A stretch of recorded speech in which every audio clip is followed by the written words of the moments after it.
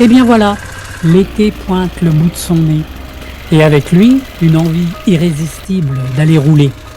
Alors, on prépare les motos, on trace un parcours légal, découverte sur des chemins cadastrés. Et c'est parti pour l'aventure. On part explorer ce patrimoine discret que beaucoup ne regardent même plus.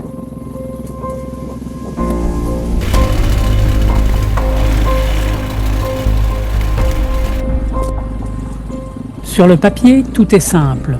Sur le terrain, c'est une autre histoire. Les ronces ont gagné du terrain, les orties montent la garde, les branches ferment le passage. Mais ça, ce n'est que la nature qui reprend ses droits. Le vrai problème est ailleurs.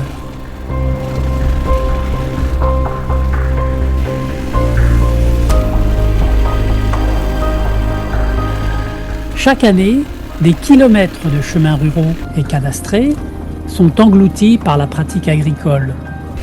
Des voies publiques qui existaient parfois depuis des siècles s'effacent peu à peu sous nos yeux. Pourtant, ces chemins appartiennent à tous. Un chemin perdu, c'est une liberté en moins.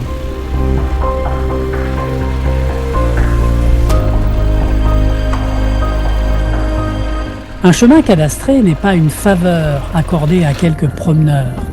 C'est un bien commun, un morceau de liberté, un lien entre les villages, les champs, les forêts et ceux qui les parcourent. Si nous ne faisons rien, demain, il ne restera que des traits sur des cartes et des souvenirs dans les GPS.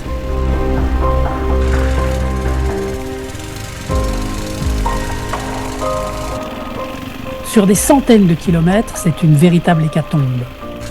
Des chemins en sursis, des chemins fantômes, des chemins effacés de la carte du réel, alors qu'ils existent toujours sur le cadastre officiel et parfois encore sur la carte IGN.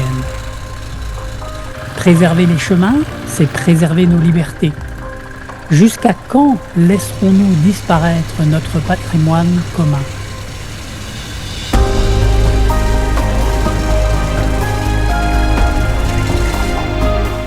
Et pendant que l'on débat de mobilité douce, de slow tourisme, de découverte des territoires et du patrimoine rural, le plus vieux réseau de circulation de France s'efface dans l'indifférence générale.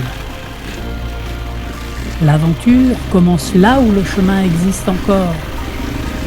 Rouler, marcher, découvrir. Sauvons les chemins qui nous relient.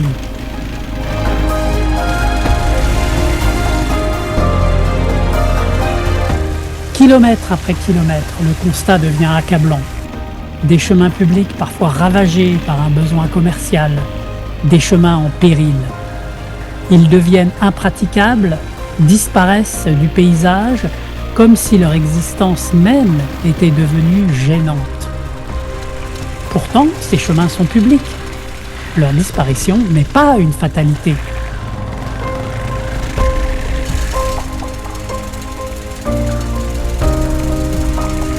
Si on ne fait rien, le dernier trialiste aventurier sera celui qui trouvera encore un chemin.